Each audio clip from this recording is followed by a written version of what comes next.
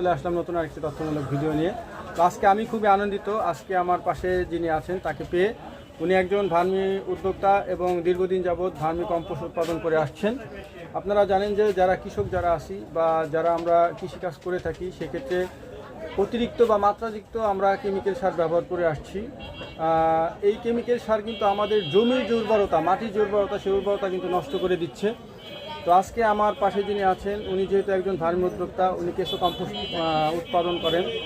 তো আজকে উনি আমার পাশে আসছেন। তো আজকে ওনার সাথে আমরা কথা বলবো যে এই যে ভার্মি কম্পোস্ট, এটা আমরা কেন ব্যবহার করব, এটার উপকারিতা কি, এই বিষয়ে তার সাথে আলোচনা করবো। চলেন তার সাথে কথা বলে আসি। আসসালামু আলাইকুম।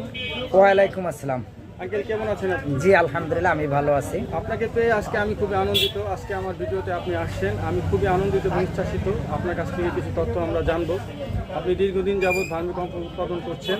তো আপনার কাছে আমার প্রশ্ন হচ্ছে যে আমরা ভার্মি কম্পোস্টটা বা কেঁচো সার সেটা আমরা কেন ব্যবহার করব, এটা আসলে ব্যবহার করার উপকারিতা কি, আমার অডিয়েন্স যারা আছে, দর্শক যারা আছে, তাদের সামনে কিছু বলবেন। দেখেন, আপনি আমাকে ভার্মি কম্পোস্ট সম্পর্কে বলার জন্য সুযোগ দিয়েছেন, এই জন্য আপনার প্রতি আসলে আমি কৃতজ্ঞতা স্বীকার করছি। তো সেক্ষেত্রে আমি বলবো যে দেখেন, কেন আমরা ভার্মি কম্পোস্ট সারটা ইউজ করব আমাদের জমিনে। 80-র দশকের পর থেকে আমাদের দেশে হু হু করে রাসায়নিক সারের মাত্রা বেড়ে যাচ্ছে। তারপরে একটু আগালেই দেখবেন 90 দশকের দিকে পেস্টিসাইডের সংখ্যা আরও বেড়ে গেছে। অর্থাৎ আমি আপনি জনসাধারণ প্রত্যেকটা কৃষক যেটা জানার প্রয়োজন সেটা হলো যে একটা জমিনে ফসল ফলাতে হলে মূলত অসংখ্য কীটের প্রয়োজন হয়। আর সেই কীটগুলো বেঁচে থাকার জন্য সবচেয়ে যেটা প্রয়োজন সেটা হলো জৈব সার। সে ধরনের জৈবই হোক। কীট বলতে আপনি বলতেছেন যে জৈব সারের ভিতরে অনেক অসংখ্য অণুজীব থাকে।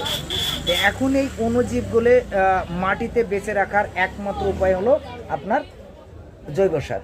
তা সেক্ষেত্রে আপনি যদি দীর্ঘদিন আপনার জমিনে রাসায়নিক সার ইউজ করেন, তা সেগুলো দিন দিন আপনার ওই কীটগুলো মারা যাইতে থাকে।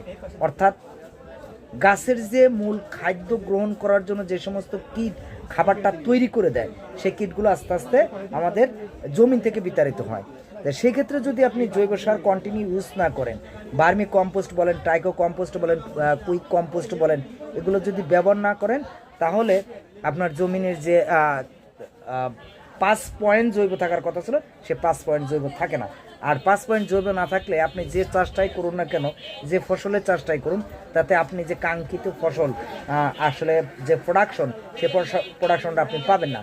দ্বিতীয়ত আরেকটা জিনিস, সেটা হলো যে